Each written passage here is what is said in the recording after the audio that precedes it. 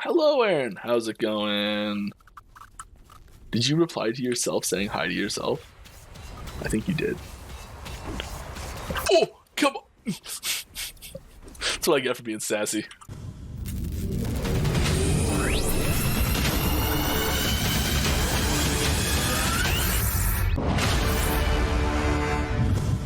Hello everyone and welcome to Action RPG. I'm your host Aaron, and for today's video we're headed to the world of Last Epoch. Mike, one of the senior developers at 11th Hour Games, held his normal Friday Q&A live stream on Twitch, which means I get to bring you Dev Chat 78. As always, Mike answered lots of great questions and gave us some leaks that we didn't know about for 090. And I gotta say, this stream was a little more on the spicier side, a little more targeted, pointed questions. Because obviously this is the latest stream since we had the delay of multiplayer until March 9th. So we're going to get into a little bit of that spiciness right at the beginning.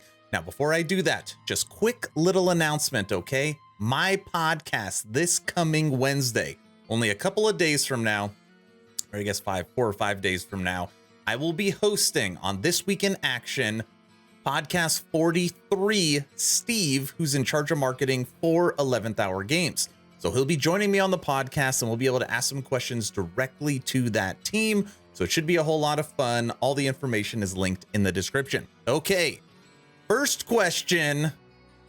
You'll kind of see where this goes.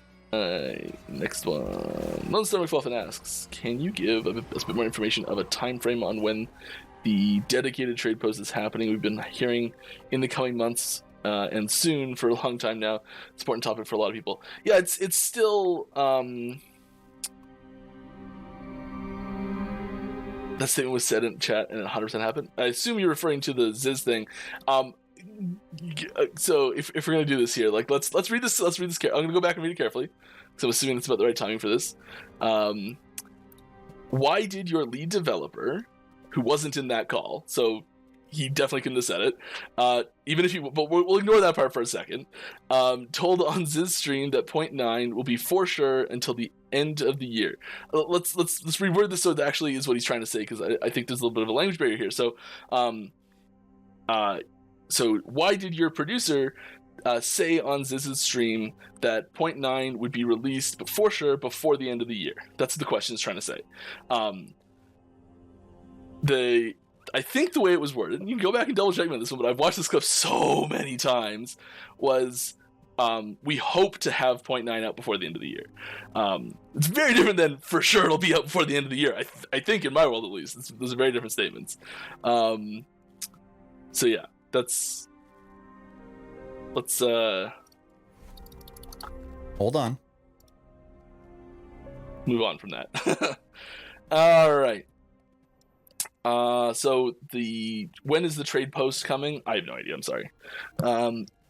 Okay, so I was talking to Lone Star, and trade is a hot topic. It's been a hot topic for a long time. Ever since they actually canceled the Bazaar, every single week people talk about trade, and they still haven't given us any information other than we know that there will be some form of party trade for 090. Okay, but this was kind of two questions in one, because you know, the community basically says, hey, multiplayer was promised by 2022, okay? And me, someone that covers every single piece of news, this is literally Dev Chat 78. I've covered every stream Mike has ever done. I have the receipts. So let's see exactly, and it took me like 1 second to find it because I had a dedicated Ziz topic, exactly what was said. Ready? Go. So, like, when multiplayer is going to be available for everybody, when we're going to see more people streaming it, and potential release dates. Are we looking for a year away, 2, 3? Do you wanna? I'll let you dive into that. However much you want to answer that one. So right now we're in the closed alpha process of testing this. We're adding a lot of players. We want to go to open beta when we feel it's ready to kind of open up, unlock the NDA, and let lots of players in and test themselves without like a controlled environment like this. Our release timelines still aren't out in the world, but we are trying to aim for an open beta this year if possible. So as you can see, we're getting pretty close at this point. Yeah. So what is the next up? Okay. So you heard it right there. They are shooting, they are trying 2022. They didn't promise it, okay? Now, I know everything is like a play on words, right? It's like, oh, well, they said it this year, didn't come this year. But, you know, all of that just semantics. Like, they didn't promise 2022. They were just shooting for it. Ladder? Do you know if the ladder will be working for 0.9? The goal is for it to be. I'd be pretty disappointed if it wasn't. It's not working yet, so I can't make any promises on it. But the it's on the list. That's pretty definitive. And I get it. You never want to say, of course it will, but it looks like we will be getting a functional ladder for 090. Anytime Mike mentions my Warlock, I've got to show it. Get back to questions. I'm there. Make Warlock great. We will. Don't worry. It's gonna be sweet. I'm very pumped about Warlock. I think it's gonna be something that a lot of people are really pumped for. And I think it's gonna be a really interesting class to play. I think there's gonna be a lot of fun mechanics there as well. He's got to be careful when he talks about Warlock. Of the I mained a Warlock in WoW for a long time. That was my baby, and I don't want to draw direct comparisons there unnecessarily, but just as background, I guess, for me personally, I'm really excited about the Warlock in general. I think it's going to be the Acolyte class I play the most initially, and partially just because it'll be new, you know. But just looking at the themes and the things it can do, that's more my style than what we've got now, which I do enjoy a lot. But yeah, I played World of Warcraft vanilla when it was actually vanilla, and my character was also a Warlock. I didn't even reach max level. Point being, I can't wait to play it. And if you watched my last dev chat, we know the theming of the class will be Jafar. Now it is time to allow Mike to ramble and draw us a pretty picture about Masteries. what was the reason that current missing Masteries are the ones which come last? Like, why did we pick those specific Masteries to not get added until now? Part of it is to do with class archetypes that the reason we picked the ones we picked first, so at the start, there's sort of like a few different phases of this. We started out with it's drawing time. Let me get my face out of the way. I wish this didn't I wish I could make it take the whole screen, whatever though. Just draw on the whole screen. Open whiteboard. Do I have like a whiteboard? No, it doesn't matter. Close enough. Oh my. Okay, so we let's say, I don't know where these patch lines are exactly, but we'll call this like the 1.0 classes. This is Falcon. Oh, Falconer, Ring, and Warlock, and so that's the last two that are coming, and then the first ones we did, which were things like Beastmaster was really early. I guess it was actually Sork. This is before Masteries even existed. Necro was in here. VK was here. Void Knight was here. So these were our like very starting. This is before. We'll call this pre-Masteries.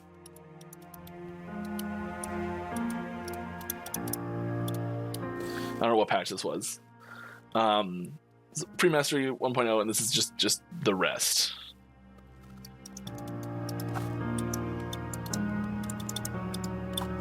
Everything else. Gosh, whatever, it's gross. Almost erased that L, but whatever, we'll leave it. So there's the everything that came in this category here. Let's number these. 1, 2, 3. Everything that came in phase 1. It's way overdone. Everything that came in phase 1 were classes that we were extremely confident about, and class archetypes we knew absolutely would be popular, and we were super like we knew the game had to have a natural type of character that could use minions, was very physical, was like we knew we had to have a character like that. We knew we had to have an elemental magic user sorcerer. We had to have that. We knew we had to have a necromancer, like summoning undead minions, death magic, things like that. We knew we had to have that. Void Knight was a little bit of a weird one to have there as an early one. We knew we had to have a sword and board. There was actually a knight character that came before this, but I'm kind of leaving it out. And it was actually a female knight character. Interesting. Ancient Last Epoch lore here. And so yeah, the Void Knight characters were the ones that we knew these ones. So the Void Knight, we knew we wanted a sword and board style plate wearing armor class, but at the same time we wanted to have something unique in the game, and we wanted to have something that was sort of our own. Like you can draw direct comparisons in Diablo 2 and Diablo 3 to basically everything here. Path of Exile, you just draw direct comparison. Void Knight's a little bit unique, and there's a little bit of sort of a Last Epoch vibe and flair that comes from that we wanted to have in the game really early. And like this was these two were pre-Kickstarter. This was like mid Kickstarter, and this was like a week after Kickstarter or something like that. You know, like we're talking really early. And so those are the ones. That's why we did those ones first. And then we started just kind of putting in, fleshing out classes. So we were just when we decided to do the Masteries thing, and we're just adding in, we're just like, let's get to 2 for all of them. Try and get to 3 as soon as we can. And we're just picking the ones that we think are going to be really popular and are going to hit clear class archetypes and are going to be very different from the other things. So like, what's the most different? What's the most new that we can pull out of here and add in? And these 3 got kind of left pretty late, and they kind of just got pushed and pushed and pushed. We kind of redesigned. They've all gone through a redesign actually from the original version, and a lot of that's come from feedback in the game, just us learning how to make these things. Making the rogue, I guess we can like put the rogue in here as like just like a little extra character mini sub like 2.5 here. You know, as the rogue. And we learned a lot when making the rogue, and that changed how we were approaching these a lot. These are the most unique, I think, classes, and the most there's the fewest direct ARPG comparisons that can be drawn to these classes from other classes in games. I think is kind of an important keynote there. I think that explains the answer to the question. Leak number 1, and you get to see Mike, professional streamer.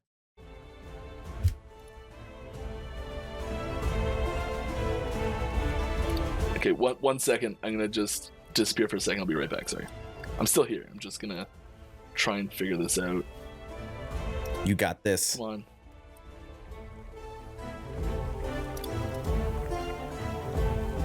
Oh, I don't know why I need to do this. Hello, you can... Oh no, what have I done? Okay, we're getting one now. Here we go. We're doing it live.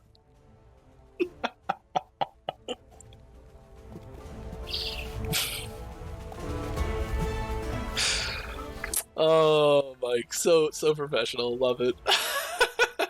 We also love it, sir. You've all been very patient though, so I feel it's appropriate anyway. So yeah, this is Hydra. Pretty cool.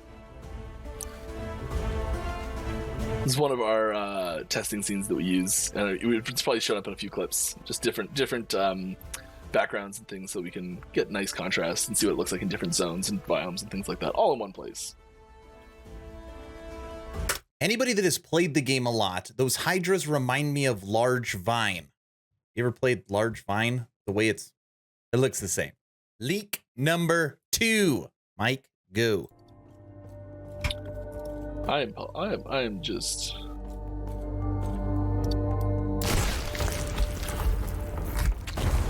Why doesn't it restart? It says like we'll restart when active. There we go. Okay.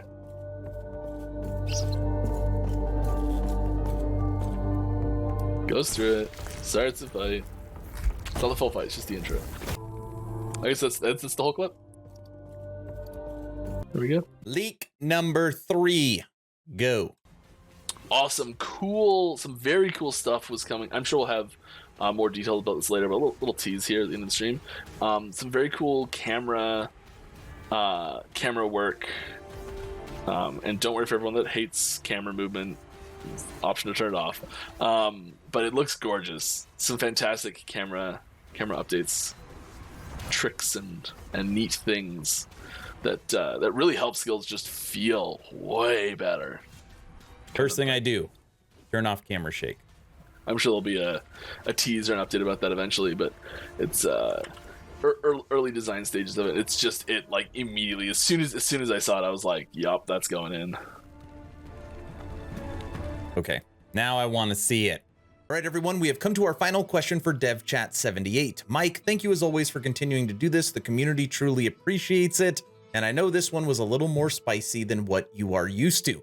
Now, this last question is about the implicit changes that is coming to weapons for 090. Mike is going to go into detail once again on this topic.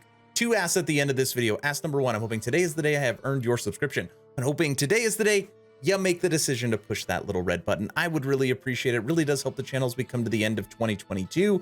Ask number 2, check out my Patreon. Thank you to the first 53 members that have signed up. Become an instant ARPG VIP and get Patreon exclusive content at the first link in the description. Weekly blog post, weekly podcast, access to the VIP lounge so you could chit chat with me every single day. Chance to win custom merch, special title, lots of goodies depending on where you sign up at. Do not forget this coming Wednesday, okay? This Week in Action podcast, I'm going to be hosting Steve from 11th Hour Games. Should be really fun. All right, I'm done. Mike, take it away. Eternal Eclipse's unique effect grants a large amount of type X melee damage to melee attack that is type Y. That being said, you can shred any... Can you shed any light on how Eternal Eclipse will be affected by the melee damage update coming? Curious to know how this weapon will be affected. Thanks, ESG. So I just want to make something really clear here. It's something that I've tried to make super duper clear. And I get questions like this every week, and so I'm like, obviously not getting through with this. The key change to the damage updates for added melee damage. So this added melee physical damage on a weapon will become added melee damage on the weapon implicits. So this is really important that we're talking about added melee damage and bow and throwing, but there aren't any. But on implicits is the key place that this is changing. This stat, added melee physical damage, is not going anywhere. You can still have this stat, like this melee void damage. This stat's not changing on Aphthys Maw. I think it might get a number tweak, but like it's still gonna be added melee void damage on Aphthys Maw. That's not going anywhere. It's the implicit that's gonna lose this word physical. That's all that's happening. For the most part, there are some select weapons where this damage type will stay. For example, on the Void Fiend, basically all the ones that aren't physical are going to keep their type, and all the ones that almost all the ones that are physical are going to lose their type. It's generally roughly what's going to happen. That's not quite true for all of them, but so this lets items that are if I'm doing a pure void damage build. I don't have to worry about scaling physical damage at all in here, even though a huge portion of my added melee damage is physical. So I'm not scaling it as efficiently, and that split damage type is causing it to not be quite as synergistic and just be a little bit like it's not as optimal as it could be type feeling. So for that, and then uniques are an entirely different beast in that all of their stats on uniques are all very curated to what that unique does. So I don't actually know if anything's changed with this item or not. I have to go into the files to check, but I'm pretty sure that that nothing's changed with that ability at all. Is the short answer.